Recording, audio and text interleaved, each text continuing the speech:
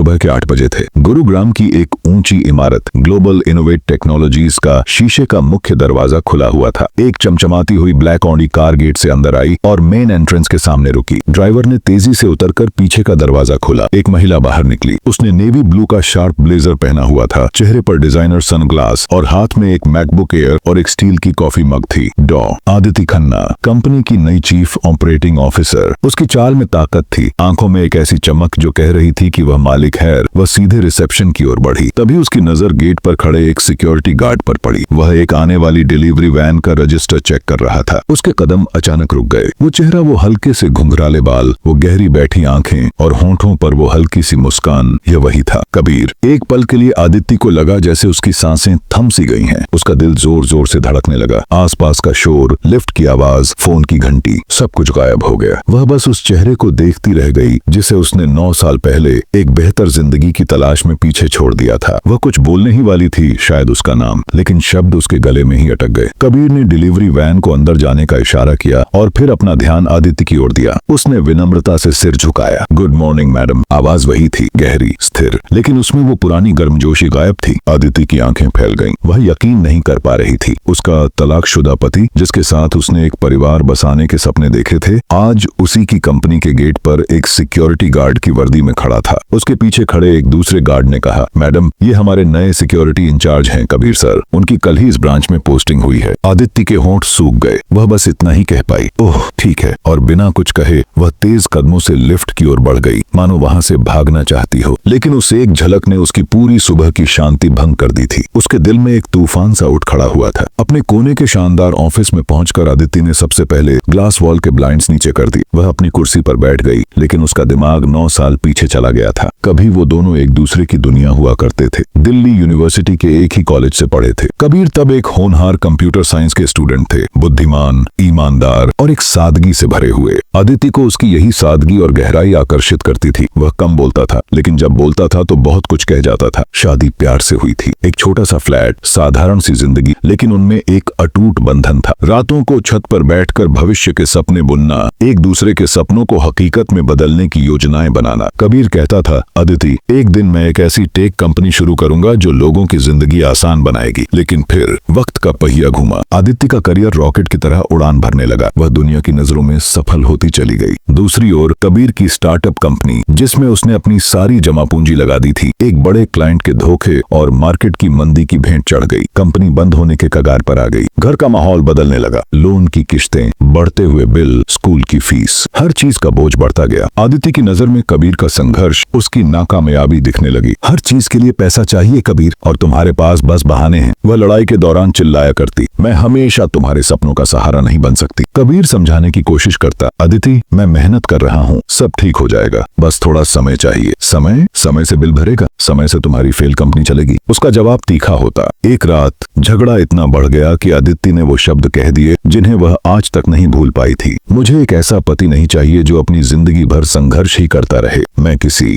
Security guard की बीवी बनकर नहीं रह सकती। वो लाइन हवा में छुरे की तरह चली गई। कबीर ने एक पल के लिए उसे देखा। उसकी आंखों में एक ऐसा जख्म दिखा जो शब्दों से परे था। उसने कुछ नहीं कहा, बस चुपचाप कमरे से बाहर चला गया। कुछ हफ्तों बाद उसने चुपचाप तलाक के कागजात पर दस्तखत कर दिए और बिना किसी से कुछ लिए बस अपने कपड़ों का एक सूटकेस लेकर घर छोड़ दिया। और अब 9 साल बाद वही कबीर उसी शहर में उसी औरत के ऑफिस के गेट पर एक सिक्योरिटी इंचार्ज बनकर खड़ा था। पूरा दिन आदित्य का मन बेचैन रहा। वह काम पर ध्यान नहीं दे पा रही थी। बार बार उसकी नजर बंद ब्लाइंड्स की ओर जाती। मन करता कि झांक कर देख ले। हर बार उसे वही तस्वीर याद आती, कबीर का शांत, अनछुआ चेहरा, बिना किसी शिकायत के, मानो जिंदगी के हर थपेड़े को अपनी मुस्कान से स्वीकार कर चुका हो। दोपहर में ऑफिस कैफेटेरिया में उसकी टीम की लीड और दोस्त प्रिया ने पूछा, अदिति, सब ठीक है? तुम आज बहुत खोई खोई सी लग रही हो। कुछ नहीं, बस थोड़ी नींद पूरी नहीं हुई। आदिति ने झूठ बोल दिया। अपनी कॉफी में घूरती रही, पर उसके दिमाग में सवालों का तूफान था। वह यहाँ कैसे आया? क्या उसे पता था कि मैं यहाँ काम करती हूँ? क्या यह कोई संयोग है यार? शाम को ऑफिस से निकलते वक्त वह दृश्य फिर दोहराया गया। कबीर गेट पर ही खड़ा था, अब भी उतना ही संयमित और पेशेवर। जैसे ही वह बाहर निकली उसने फिर वही शब्द दोहराए, गुड नाइट मैडम। आदित्य के पैर फिर रुक गए। एक बार फिर उसका दिल एक पल के लिए थम सा गया। वह मुड़कर उसे देखना चाहती थी, सीधे उसकी आंखों में देखकर पूछना चाहती थी, तुम कैसे हो कबीर? लेकिन उसने ऐसा नहीं किया। वह सिर झुकाए अपनी कार की ओर बढ़ गई। कार में बैठकर जैसे ही ड्राइवर ने गाड़ी गाड़ी स्टार्ट की, उसका मन खुद से बातें करने लगा। वह कैसे इतना शांत, इतना नियंत्रित रह सकता है। मैंने उसका दिल तोड़ दिया था, उसे नीचा दिखाया था, फिर भी वह टूटा नहीं दिख रहा। या शायद टूट तो मैं गई हूँ। मेरा अहंकार, मेरी सफलता का झूठा गर्व, क्या यही मेरी हार है? कार चल पड़ी, लेकिन कंपनी के गेट पर खड़ा वह शख्स अब सिर्फ एक सिक्योरिटी गार्ड नहीं था। वह उसके अतीत का, उसकी गलतियों का और शायद उसकी असली परीक्षा का पहरेदार बन गया था। रात को अपने लग्जरी अपार्टमेंट में पहुंचकर आदिति ने सीधे अपना लैपटॉप खोला। एक जुनून सा सवार था। उसने कंपनी की सिक्योरिटी एजेंसी का नाम याद किया और उसे सर्च किया। Security first solutions private limited website खुली। यह एक प्रोफेशनल, अच्छी तरह से डिजाइन की गई वेबसाइट थी। उसने अबाउट अस पेज पर क्लिक किया। वहां एक टीम की तस्वीर थी और उस तस्वीर के बीचों बीच एक सूट बूट में आत्मविश्वास से मुस्कुराता हुआ कबीर खड़ा था। नीचे कैप्शन में लिखा था, कबीर सिंह, संस्थापक और CEO, security first solutions. Aditya का हाथ कीबोर्ड पर रुक गया। उसके दिल की धड़कनें अचानक तेज हो गईं। सीईओ? वह इस एजेंसी का मालिक था। उसने मैनेजमेंट टीम के सेक्शन में देखा। वहां कबीर का नाम फिर से था और उसके ठीक नीचे छोटे अक्षरों में लिखा था, क्लाइंट साइट्स पर ऑपरेशनल एक्सीलेंस और टीम ट्रेनिंग की निगरानी के लिए सक्रिय रूप से तैनात। मतलब साफ था, कबीर सिर्फ एक सिक्योरिटी इंचार्ज नहीं था, वह कंपनी का मालिक था जो अपनी ही टीम के साथ मैदान में उतरकर काम कर रहा था। वह गार्ड की वर्दी में इसलिए था क्योंकि वह अपने लोगों के साथ कंधे से कंधा मिलाकर खड़ा था। आदित्य कुर्सी पर पीछे टिक गई। उसके मन में बस एक ही ख्याल गूंज रहा था, तो यह वही है मेरा कबीर। लेकिन वह नहीं जिसे मैं जानती थी। यह एक नया कबीर है। वह देर रात तक उसी स्क्रीन को देखती रही। उस नाम में, कबीर सिंह में, हजारों यादें कैद थीं। हर मुस्कुराहट, हर सपना, हर झगड़ा, हर आंसू, सब एक एक करके उसके सामने से गुजरने लगे। उस रात आदित्य की आंखों में नींद नहीं थी। करवटें बदलते हुए उसने खुद से सवाल किया, अगर वह इतना सफल है तो फिर गार्ड की वर्दी में क्यों? क्या यह मुझे दिखाने का एक तरीका है या यह सिर्फ उसका तरीका है? विनम्र, जमीन से जुड़ा हुआ। अगली सुबह आदित्य जब ऑफिस पहुंची तो उसके चेहरे पर भारी भरकम मेकअप था, लेकिन आंखों के नीचे की सूजन और काले घेरे छुपाए नहीं छुप रहे थे। पूरा ऑफिस अपने अपने काम में व्यस्त था, लेकिन आदित्य का ध्यान हर पल उस गेट की ओर खिंचा चला जाता। उसने देखा कबीर अब भी वहीं था, लेकिन अब उसकी नजर में उसके काम का एक अलग ही नजारा था। वह सिर्फ लोगों को अंदर बाहर होने देने का काम नहीं कर रहा था। वह हर विजिटर का स्वागत एक गर्मजोशी भरी मुस्कान से करता, किसी को दिशा निर्देश देता, किसी के फॉर्म पर साइन करवाता। उसकी हर हरकत में एक अजीब सा सलीका और गरिमा थी। ऐसा लगता था जैसे वह सिर्फ अपनी नौकरी नहीं बल्कि अपनी इज्जत का काम निभा रहा हो। दोपहर में कंपनी के एमडी श्री राजन मेहरा आदित्य के केबिन में आए। आदित्य, अगले महीने से हम अपनी पूरी सिक्योरिटी सिस्टम को अपग्रेड कर रहे हैं, उन्होंने कहा, और हमने सिक्योरिटी फर्स्ट सॉल्यूशंस के साथ अनुबंध करने का फैसला किया है। वे अब हमारे पूरे ग्रुप की सुरक्षा की जिम्मेदारी संभालेंगे। और तो और कबीर खुद इस प्रोजेक्ट को लीड करेगा। आदित्य के गले से आवाज ही नहीं निकली, वह बस सिर हिलाकर रह गई। Okay sir. लेकिन अंदर ही अंदर उसका सब कुछ हिल गया था। वह सोच भी नहीं पा रही थी, जिस आदमी को उसने कभी नाकाम और कमजोर कहा था, वह आज न सिर्फ एक सफल उद्यमी था बल्कि अब वह उसकी अपनी कंपनी का प्रमुख ठेकेदार बनने जा रहा था। आयरनी का यह पल उसके लिए एक झटका था। शाम को जब ज्यादातर लोग चले गए, आदित्य ने अपने केबिन से बाहर झांका। कबीर अब भी गेट पर था, अपनी टीम के कुछ नए सदस्यों को प्रशिक्षण दे रहा था। उसकी आंखों में वही चमक थी जो कभी उसके सपनों में दिखाई देती थी, लेकिन अब वह चमक आदित्य को चुभ रही थी। वह कुछ देर तक देखती रही। वह देख रही थी कि कैसे वह हर गार्ड से शालीनता से बात कर रहा था, किसी की गलती पर चिल्लाता नहीं बल्कि धैर्यपूर्वक समझा रहा था। वह एक बॉस नहीं बल्कि एक लीडर लग रहा था। आदित्य का मन नहीं माना। वह नीचे उतरी और धीरे धीरे चलते हुए गेट तक पहुंची। कबीर ने उसे देखा, तुरंत सीधा खड़ा हो गया। Good evening madam. आदित्य ने सीधे उसकी आंखों में देखा, वही आंखें जो कभी उसके सपनों का आईना हुआ करती थीं। कबीर, उसने पहली बार नाम लेकर पुकारा। कबीर कुछ पल चुप रहा, फिर बोला, जी मैडम। उसकी आवाज में कोई कटुता नहीं थी, न ही कोई पुरानी याद, बस एक शालीन पेशेवर औपचारिकता थी। तुम यहाँ, मेरा मतलब इस कंपनी में काम के सिलसिले में आए हो? आदित्य ने हकलाते हुए पूछा। कबीर ने सहजता से जवाब दिया, मैडम, सिक्योरिटी फर्स्ट सॉल्यूशंस आपकी कंपनी का नया सिक्योरिटी पार्टनर है। मैं खुद यहाँ कुछ हफ्तों तक ऑन ग्राउंड ऑपरेशंस की निगरानी और टीम को ट्रेन कर रहा हूँ ताकि ट्रांजिशन सीमलेस हो। तो तुम इस एजेंसी के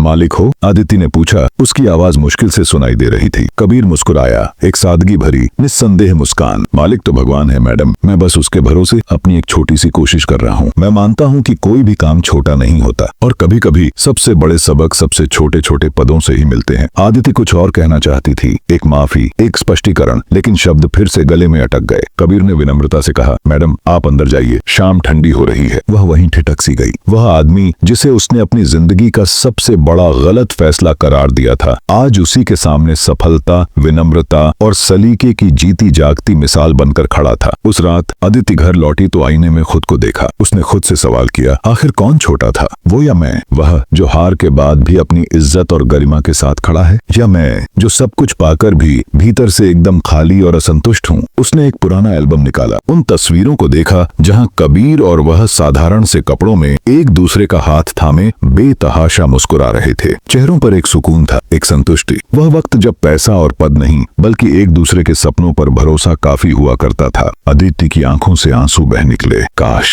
उस वक्त मैंने उसका हाथ न छोड़ा होता, काश मैंने उसके संघर्ष को देखा होता, न कि सिर्फ उसकी असफलता को। दूसरी ओर कबीर अपने छोटे से साफ सुथरे फ्लैट में बैठा हुआ था। एक पुरानी डायरी उसके सामने खुली हुई थी। उसमें वह वाक्य लिखा था जो उसके जीवन का मंत्र बन चुका था, कभी किसी के तानों को अपनी सच्चाई से बड़ा मत होने देना। सफलता का असली मापदंड पैसा नहीं, इंसानियत बनकर जीना है। उसे वह रात अच्छी तरह याद थी जब उसने अपनी कंपनी खोई थी, और उसे याद थी अदिति का वह आखिरी वाक्य, मैं किसी गार्ड की बीवी बनकर नहीं रह सकती। वह लाइन उसके लिए अपमान नहीं, एक चुनौती बन गई थी। उसने सोचा था, अगर मुझे गार्ड बनना ही है तो मैं ऐसा गार्ड बनूंगा जो न सिर्फ दूसरों की इमारतों की बल्कि उनकी इज्जत की भी रखवाली करे, और कभी भी किसी भी हालत में अपनी खुद की इज्जत नहीं खोएगा। उसने एक छोटी सी सिक्योरिटी एजेंसी में नौकरी शुरू की। दिन में काम करता, रात को अकाउंट्स और बिजनेस मैनेजमेंट की पढ़ाई करता। उसने टेक्नोलॉजी को सुरक्षा के साथ जोड़ने पर शोध किया। कई बार उसने भूखे पेट सोना स्वीकार किया, लेकिन किसी के आगे हाथ नहीं फैलाया। उसकी ईमानदारी और मेहनत ने धीरे धीरे उसके लिए एक अलग पहचान बनाई। 3 साल की कड़ी मेहनत के बाद उसने सिक्योरिटी फर्स्ट सॉल्यूशंस की नींव रखी। उसकी कंपनी की खासियत थी नैतिकता, प्रशिक्षण पर जोर और हाईटेक सॉल्यूशंस। अब शहर के कई बड़े कॉर्पोरेट्स उसी की एजेंसी से सुरक्षा लेते थे। लेकिन आज जब उसने आदित्य को देखा तो उसके दिल में एक पुरानी टीस सी उठी। वह टीस जो कभी शब्द नहीं बन पाई, लेकिन उसने उसे एक मुस्कान में छुपा दिया। वह आगे बढ़ चुका था। उसका संघर्ष अब उसकी ताकत थी। अगले दिन कंपनी में एक महत्वपूर्ण बैठक थी। कबीर और उसकी टीम सिक्योरिटी अपग्रेडेशन पर अपना प्रेजेंटेशन देने आने वाले थे। अदिति पूरा दिन अशांत रही। क्या वह उसका सामना कर पाएगी? उसकी आंखों में देख पाएगी? शाम को जब वह मीटिंग रूम में दाखिल हुई, कबीर पहले से ही वहां मौजूद था, लेकिन इस बार वह सिक्योरिटी गार्ड की वर्दी में नहीं बल्कि एक तीखे कट के काले सूट और सफेद शर्ट में था। उसका चेहरा आत्मविश्वास से भरा हुआ था, आंखें फोकस्ड और संयमित। पूरा हॉल खड़ा हो गया जब श्री मेहरा ने कहा, दोस्तों आइए हमारे नए security partner mister Kabir Singh का स्वागत करें। आदित्य के हाथों से उसकी फाइल छूटकर जमीन पर गिर पड़ी। एक सन्नाटा सा छा गया। कबीर ने एक हल्की कॉन्फिडेंट मुस्कान के साथ सीधे आदित्य की ओर देखते हुए कहा, गुड इवनिंग मैडम खन्ना, सभी को मेरा नमस्कार। और उसी पल आदित्य को लगा जैसे वक्त सचमुच पलट गया हो। वह वहीं बैठी रह गई, मानो सांसें थम सी गई हों। सामने खड़ा कबीर वही आदमी था जिसे उसने कभी नाकाम कहा था। अब वह पूरे हॉल को मंत्रमुग्ध किए हुए था। उसकी आवाज स्पष्ट और दमदार थी। हमारा मकसद सिर्फ सुरक्षा देना नहीं है, हमारा मकसद है भरोसा देना। एक कंपनी की सुरक्षा तभी वास्तव में मजबूत होती है जब उसके गेट पर खड़ा हर इंसान अपने काम पर गर्व महसूस करे, उसे अपनी गरिमा का प्रतीक समझे। आदित्य का दिल जैसे किसी ने मुट्ठी में भींच लिया हो। वह उसकी हर लाइन में वह पुराना कबीर सुन पा रही थी। ईमानदार, सिद्धांतों वाला, इंसानियत पर यकीन रखने वाला, जिसे कभी उसने समझने की कोशिश तक नहीं की थी। लोग तालियां बजा रहे थे, लेकिन आदित्य का मन रो रहा था। बैठक के बाद आदित्य ने हिम्मत जुटाई और कबीर के पास पहुंची, जो अपनी टीम के साथ बाहर निकल रहा था। कबीर, क्या तुम्हें थोड़ा समय मिलेगा? कबीर ने अपनी टीम को आगे भेज दिया। जरूर मैडम। दोनों कैंटीन के एक शांत कोने में बैठ गए। पहली बार बिना किसी पद की ऊंच नीच, बिना किसी औपचारिकता के आमने सामने थे। तुमने यह सब कैसे किया? आदित्य ने पूछा। उसकी आवाज में अविश्वास और अपार सम्मान घुला हुआ था। इतनी मुश्किलों के बाद भी तुम इतने मजबूत खड़े हो। मैंने तो सोचा था तुम टूट जाओगे। कबीर मुस्कुराया। उसकी नजरें दूर किसी खिड़की के बाहर देख रही थीं। टूटा तो था आदित्य, बुरी तरह से टूटा था। पर जब कोई इंसान पूरी तरह से टूट जाता है तो उसके सामने 2 रास्ते होते हैं, या तो वह खत्म हो जाता है या फिर खुद का नए सिरे से गढ़ता है। मैंने दूसरा रास्ता चुना। आदित्य की आंखें नम हो गईं। और वह वक्त जब मैंने तुम्हें छोड़ा, कबीर ने बात बीच में ही काट दी। उसकी आवाज में कोई गुस्सा नहीं बल्कि एक गहरी समझ थी। वह वक्त जरूरी था आदित्य। अगर तुम नहीं छोड़ती तो शायद मैं कभी खुद को इतनी गहराई से नहीं पहचान पाता। शायद मैं वही संघर्ष करता रह जाता जिसे तुम नाकामयाबी कहती थी। कुछ देर दोनों खामोश बैठे रहे। फिर आदित्य ने धीरे से कहा, मैंने तुमसे बहुत गलत बातें कही थी कबीर। मैंने तुम्हें छोटा समझा। मैंने तुम्हारी मेहनत को नहीं, सिर्फ नतीजे देखे। आज मुझे समझ आया है, इंसान की असली कीमत उसके कपड़ों या बैंक बैलेंस से नहीं बल्कि उसके धैर्य, उसकी हिम्मत और उसकी इंसानियत से होती है। कबीर ने सिर हिलाया। हम सब गलतियां करते हैं आदिति, बस फर्क इतना है कि कोई उन गलतियों को माफ कर देता है और कोई उन गलतियों को अपनी ताकत बना लेता है। अगले कुछ दिन शांति से गुजरे। नया सिक्योरिटी सिस्टम लगने वाला था। एक दोपहर अचानक ऑफिस में हड़कंप मच गया। आदिति अपनी डेस्क पर बैठी थी कि एक स्टाफ सदस्य घबराया हुआ अंदर दौड़ा। मैडम, इमरजेंसी, अंडरग्राउंड पार्किंग में शॉर्ट सर्किट के कारण आग लग गई है, धुआं फैल रहा है। आदिति बिना एक पल गंवाए नीचे भागी। पार्किंग एरिया में घना काला धुआं भरा हुआ था। कर्मचारी सुरक्षित बाहर निकलने के लिए भाग रहे थे। सब लोग बाहर निकलो, शांत रहो, आदिति चिल्लाई। तभी किसी की चीख सुनाई दी, एक ड्राइवर अंदर फंसा हुआ है, उसकी कार के दरवाजे जाम हो गए हैं। आदिति के दिल की धड़कनें थम सी गईं और फिर उसने देखा, धुएं के बीच से बिना एक पल की हिचकिचाहट के कबीर आग की लपटों की ओर भागा। उसने अपनी जैकेट उतारी, पानी से भिगोई, एक फायर हाइड्रेंट से, और अपना मुंह ढककर धुएं के अंदर घुस गया। कबीर, नहीं! आदिति की एक हृदय विदारक चीख निकली। कुछ ही मिनट जो एक युग लगे के बाद दो लोग खांसते खांसते एक घायल ड्राइवर को सहारा देकर बाहर लाए और उनके पीछे कबीर था। उसका चेहरा धुएं से काला पड़ गया था। उसकी शर्ट जली हुई थी, लेकिन उसकी आंखें वही शांत और दृढ़ थीं।